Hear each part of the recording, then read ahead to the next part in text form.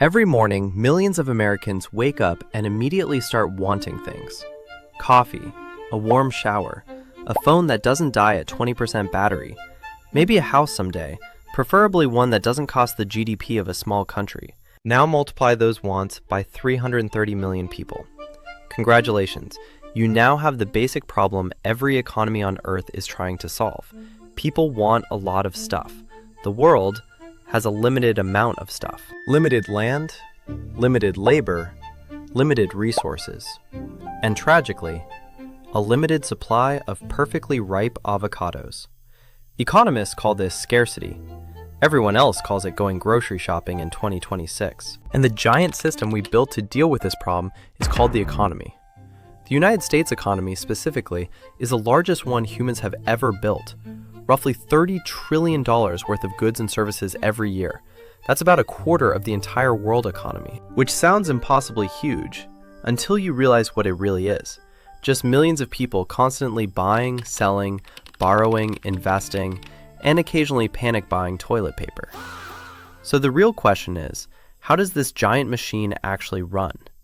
To understand that, you have to look at two things: how money moves and how fast it moves. Running an economy this large requires a system for moving money efficiently. That system is the banking sector. Banks take deposits from people who have extra money. They lend that money to people who need it. Businesses borrow to expand operations. Households borrow to buy homes or cars. But here's the part that sounds fake until you hear it twice. Banks don't just move money around. They actually create money. When a bank gives someone a loan, it doesn't open a vault and hand over stacks of cash. Instead, it types numbers into an account. Those numbers didn't exist 5 seconds ago. Now they do.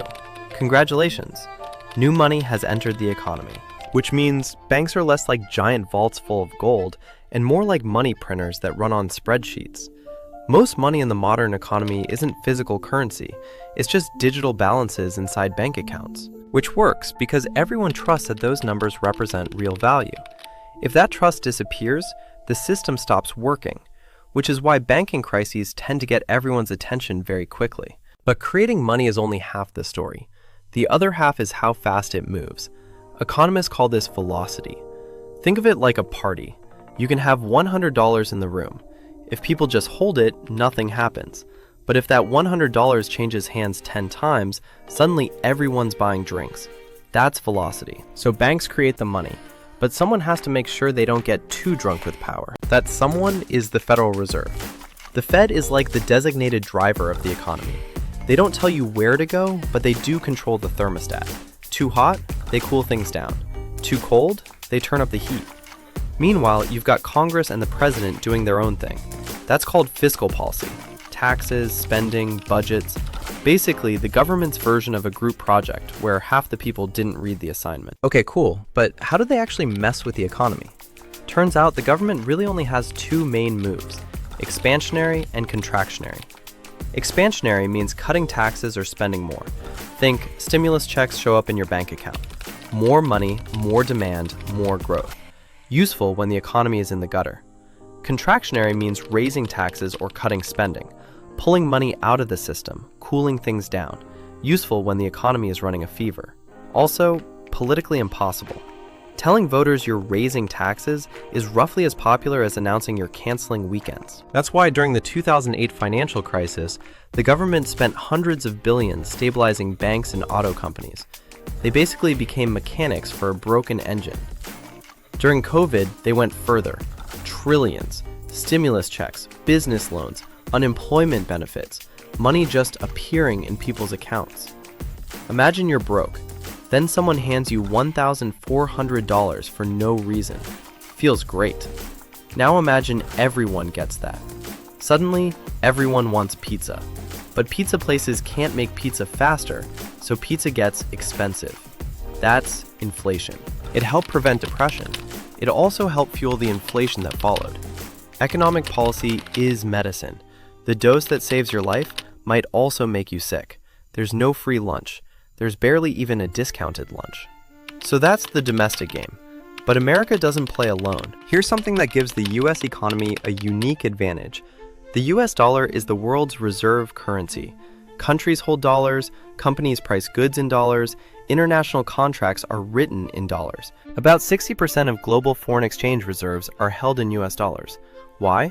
Because the US economy is large, stable, and deeply connected to global finance. People trust that the US government will eventually pay its debts, even if Congress occasionally argues about it on television. This creates what economists call exorbitant privilege. The United States can borrow money in its own currency. Most countries can't. If another country borrows in dollars and their currency collapses, they're in serious trouble. The US can always issue more dollars. That doesn't mean there are no limits, but it does make the system much more forgiving, and it's one of the reasons the US economy has such a powerful position globally. Velocity applies to the whole economy too. When velocity is high, money moves quickly, businesses boom, and jobs get created. When velocity slows down, money sits in bank accounts instead of changing hands, and that's how recessions begin. Now let's talk about one of the biggest debates in modern economics: inequality. Over the past 40 years, the gap between the richest households and everyone else has grown significantly. In the 1960s, the average CEO earned about 20 times the pay of the average worker. Today, that number is closer to 300 times. Part of this comes from globalization and technology. Certain skills, especially in finance, tech, and management, became incredibly valuable. Other jobs face competition from automation or overseas labor. Another factor is ownership. People who own stocks, businesses, or real estate have benefited enormously from rising asset prices. People who rely mainly on wages haven't seen the same gains. Why does this matter? Because modern economies depend heavily on consumer spending. If too much wealth concentrates at the top, the consumption engine can weaken. Finding the right balance between rewarding innovation and maintaining economic stability is one of the hardest problems economists face. Because here's the uncomfortable truth. The economy isn't a perfect meritocracy. It's a game, and some people showed up already owning the board. So, what have we learned? Scarcity is real. No economy can produce everything everyone wants. Markets coordinate through prices. Prices signal what to produce and what to stop producing. Money makes the system work. Banks create most of it. The Federal Reserve manages the overall flow.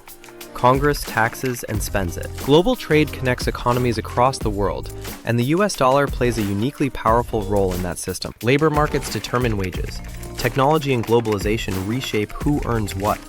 And human behavior, irrational, emotional, occasionally panicked, influences everything. Every economy is just answering 3 questions. What do we produce? How do we produce it? And who gets it? No country has solved these questions perfectly. Probably no country ever will. But understanding how the system works makes the world a little easier to navigate. Because the economy isn't something happening somewhere else. It's happening every time you buy coffee, every time you pay rent, every time you decide whether that slightly nicer car is actually worth it. That's economics. Messy, complicated, and happening all around you.